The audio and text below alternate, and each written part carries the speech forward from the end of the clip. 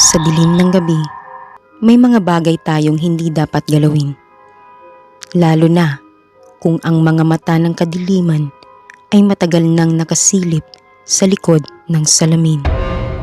Isang antique mirror, tatlong magkaibigang babae, isang kasunduang hindi nila inakalang totoo.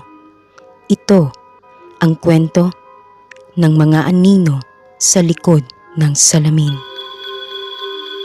Hello po sa ating mga tagapakinig ng DJO Horror Stories. Isa na namang kwento ng katatakutan, minsan katatawanan, kilig at aral. Pero wag po nating kalimutan na ang kwentong ito ay kathang-isip lamang at ginawa upang magbigay aliw sa mga nakikinig. Sa mundong ibabaw, may mga bagay na mas mabuting di natin pakialaman.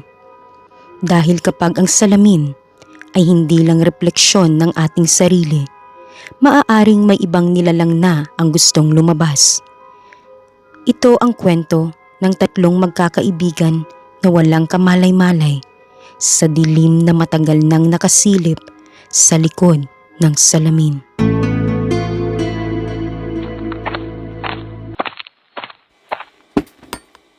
Uy girls, tingnan nyo to! Galing sa junk shop. Antique mirror daw. Galing pa sa lumang kumbento. Ano? Jane, bakit mo binili yan? Mukha pa lang. May kababalaghan na. Hala ka, matatakutin ka talaga, Carla. Salamin lang yan. Hindi ka naman yan kakainin eh. Basta, sabi ng matanda sa shop, kapag sabay-sabay daw tumingin ang tatlong tao dito sa salamin, may lalabas na tunay na anyo nila. Exciting, di ba? Nako, pasa ko dyan. Bahala kayo dyan, no? Ano ka ba, Carla? Masyado ka talagang matatakutin. Halika na nga. Tapusin na natin to. Itry natin. Humarap tayong tatlo sa salamin.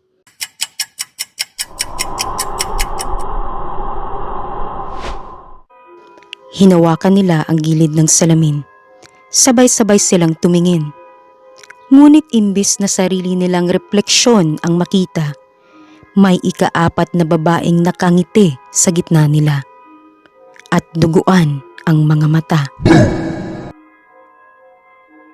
Lumipas ang isang araw at nagkitang muli ang magkakaibigan.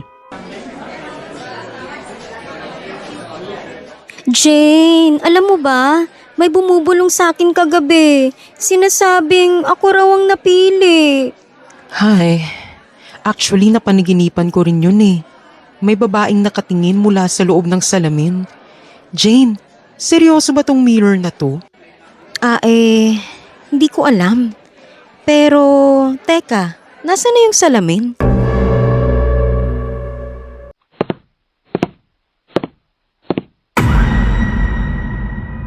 Pagdating nila sa sala, ang salamin ay nawala.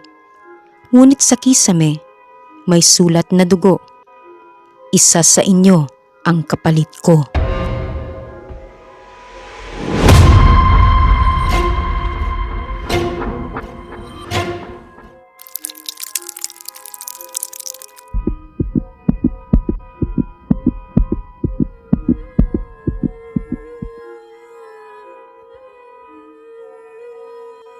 Jane, bakit mo ba kasi dinala yung salamin dito? Pakiramdam ko kinukuha na ako. Ay, okay. May sasabihin ako sa inyo. Kasi nung binili ko tong salamin, may sinabi yung matanda sa akin. Pwede raw akong humiling.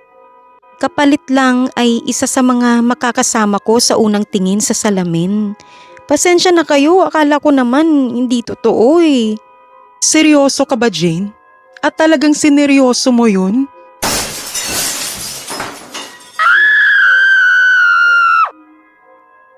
Nang bumukas ang ilaw, si Carla ay wala na. Ngunit sa salamin, nandoon na ang kanyang refleksyon. Nagmumura, umiiyak, nakakulong. Jane, anong klaseng kaibigan ang isasakripisyo ang kasama? Kaibigan natin si Carla. Mika, hindi ko na talaga alam kung anong gagawin ko. Kasi akala ko laro lang yun eh. Hindi ko alam na totoo pala ang kasunduan. At mula sa gabing yun, ang salamin ay muling nawala. Ngunit tulad ng multo, muling lilitaw sa ibang tahanan, sa ibang kaibigan, sa ibang buhay. Sa mundong ito, may mga bagay na sagrado.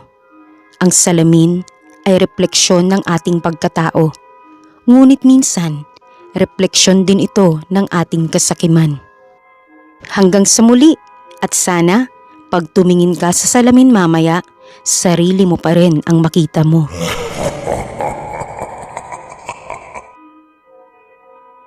At bago po magtapos ang ating podcast, gusto ko lang pong i-share sa inyo ang aral ng ating kwento.